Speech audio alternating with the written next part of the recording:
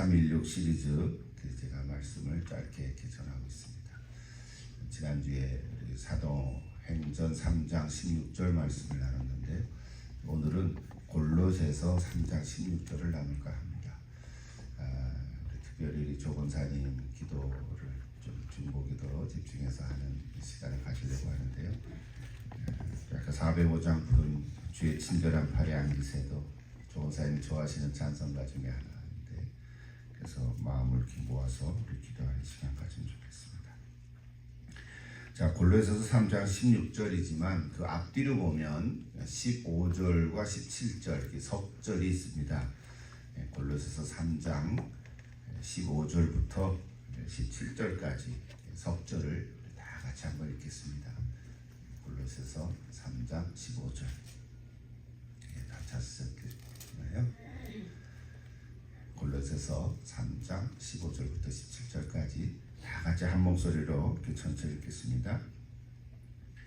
그리스도의 평강이 너희 마음을 주장하게 하라.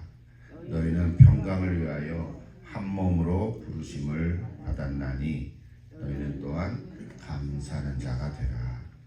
그리스도의 말씀이 너희 속에 풍성히 거하여 모든 지혜로 피차 가르치며 권면하고 시와 찬송과 신령한 노래를 부르며 감사하는 마음으로 하나님을 찬양하고 또 무엇을 하든지 말에나 이래나 다 주 예수의 이름으로 하고 그를 힘입어 하나님 아버지께 감사하라.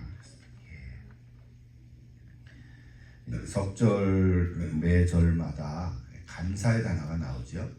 다 감사하는 자가 되라. 또 16절은 감사하는 마음으로 하나님을 찬양하라. 그리고 17절에서도 그를 힘입어, 그는 예수님이시잖아요. 그 예수님을 힘입어 하나님 아버지께 감사하라. 그렇게 되어 있습니다. 한 절 한 절 다 귀하죠. 한 절 한 절 다 귀하는데 그걸 다 설명하기는 좀 그렇죠. 그럼에도 불구하고 한 절 한 절을 통해서 우리에게 큰 은혜가 될 줄로 믿습니다. 먼저 15절을 한번 보시면 감사하는 자가 되라고 했는데 그 앞에 그런 구절이 있어요. 그리스도의 평강이 너의 마음을 주장하게 하라. 꼭 원인 결과는 아니지만 그래도 우리 이렇게 생각할 수 있어요. 내 마음이 그리스도의 평강으로 다스려지면, 그렇죠? 다스려져요. 주장하게 하라는 거를 룰 다스린다 그런 거잖아요. 내 마음이 그리스도의 평강으로 다스려지면 감사하는 마음이 나올 것 같아요. 그 원인 결과는 아니지만 그래도 평강이 내 마음에 있으면 감사하는 자가 될 수 있을 거라고 믿습니다. 여러분 감사하는 자가 되고 싶습니까?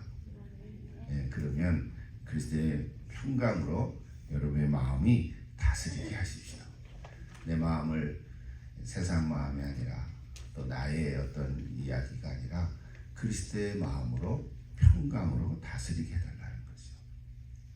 내 마음이 요동치는 것은 여러 가지 이유가 있겠죠. 안팎으로 요인들이 있겠지만 그 요인들이 무엇이든지 간에 상관하지 말고 또 그 요인에 너무 집착하게 되면 참 평강이 없어질 수가 있거든요. 그래서 그 여러 가지 요인들에 집착하지 말고 내 마음에 그리스도의 평강이 다스려질 수 있도록 늘 그렇게 생각하고 힘쓰면 감사하는 자가 될 줄을 믿습니다. 우리가 다 감사하는 자가 되기를 원하지 않습니까? 그래서 먼저 첫째로 그리스도의 평강이 나를 주장하게 하라. 그렇게 되어 있습니다. 두 번째 16절은 좀 이따가 보고 먼저 17절을 살펴보면 예수를 힘입어 하나님 아버지께 감사하라 그랬어요. 이것도 그 권면 앞에 무엇을 하든지 말에나 이래나 다 주 예수의 이름으로 하라 이렇게 되어 있습니다. 이것도 반드시 원인 결과는 아닐 수는 있어요. 그러나 모든 일을 예수님의 이름으로 할 때 그 예수님으로 말미암아 하나님 아버지께 감사할 수 있을 것 같아요. 그렇지 않습니까? 여러분 하나님 아버지께 감사하고 싶다 그랬잖아요. 그렇다면 여기 17절에서 무슨 일이든지 그게 어떤 일이든지 사건이든지 또 말이든지 일이든지 예수의 이름으로 하라는 거예요. 우리가 다 그렇게 하기를 원하죠. 그렇게 하다가도 또 그렇게 못할 때도 가끔 있기도 하지요.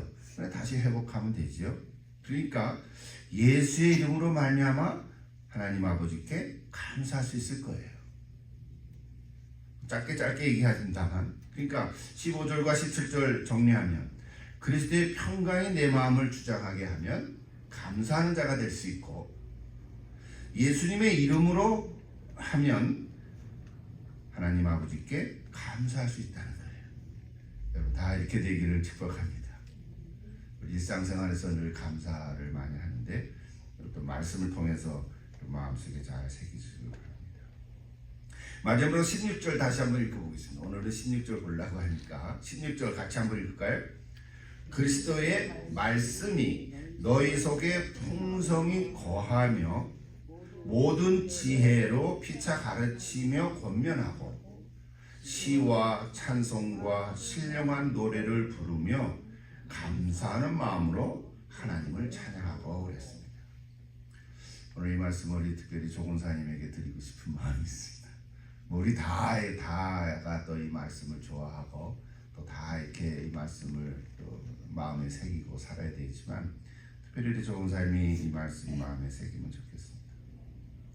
특히 세 가지를 말해주고 있죠. 말씀과 지혜와 찬양, 이렇게 제목을 얘기할 수 있어요. 15절에서는 그리스도의 평강이었고 17절에서는 주 예수의 이름이었다면, 이제 16절에서는 말씀과 지혜와 찬양이라는 단어입니다.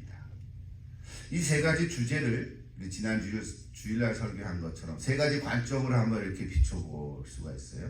하나님의 관점, 또 나 자신과의 관점, 이웃과의 관점. 그렇게 세 가지 관점으로 이렇게 들여다보면 좀 더 깊은 묵상이 될 수 있습니다. 말씀에 따라서 순서를 바꿀 수 있지만 먼저 자신과의 관계에서 보십시다. 그리스도의 말씀이 너희 속에 풍성히 거하며 그랬어요. 이거는 내 자신과의 관계죠. 내 속에 그리스도의 말씀이 풍성하게 거하라. 그러면 감사신앙을 가질 수 있다는 거잖아요. 여기 그리스도의 말씀이란 직접적으로 예수님이 이 땅에 계셨을 때 하셨던 말씀이라고 볼 수 있어요.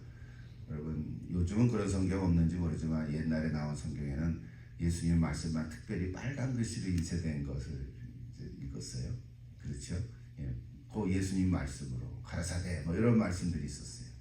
그러나 좀 넓게 보면 사실은 성경 전체가 다 그리스도의 말씀이라고 볼 수도 있죠.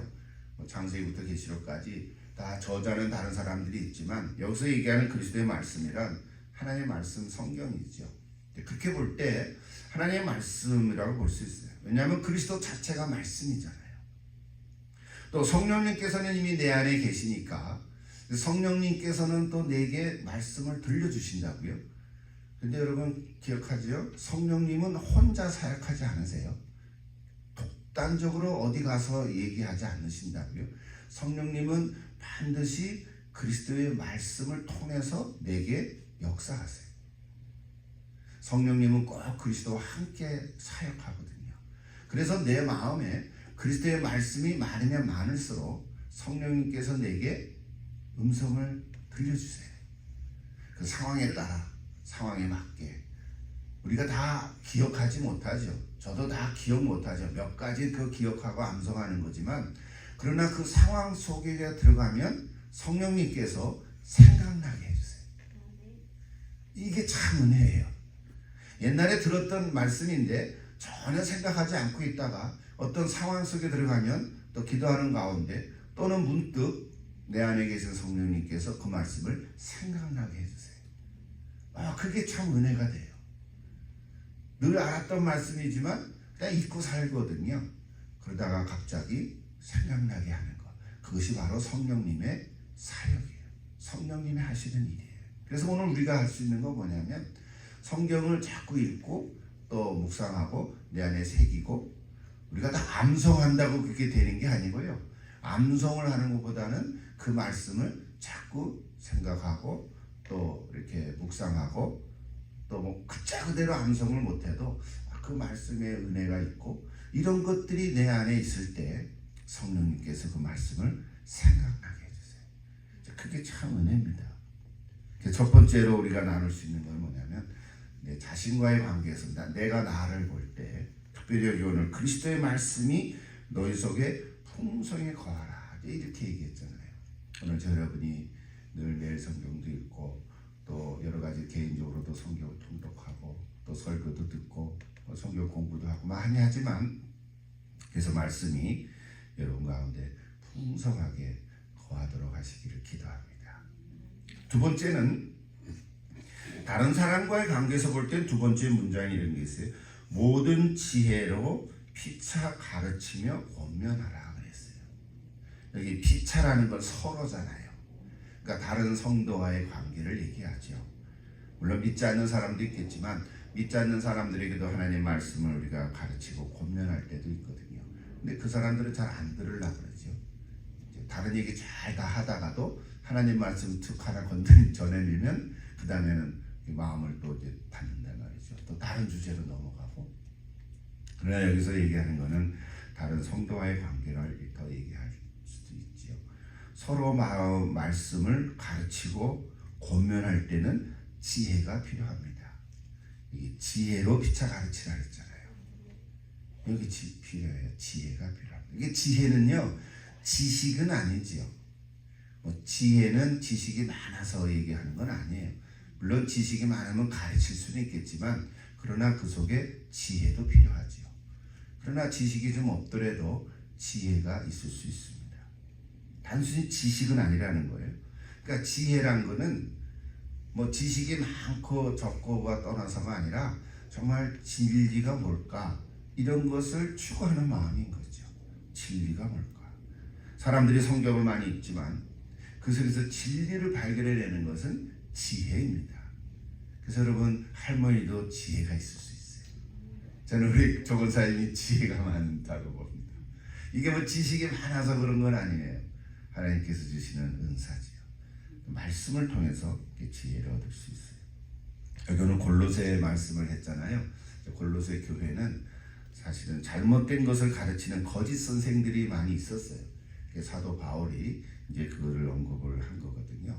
요즘에는 이단의 가르침, 잘못된 것이 많잖아요. 자, 이것을 분별하는 것이 진리예요. 이것을 분별하는 것이 지혜예요.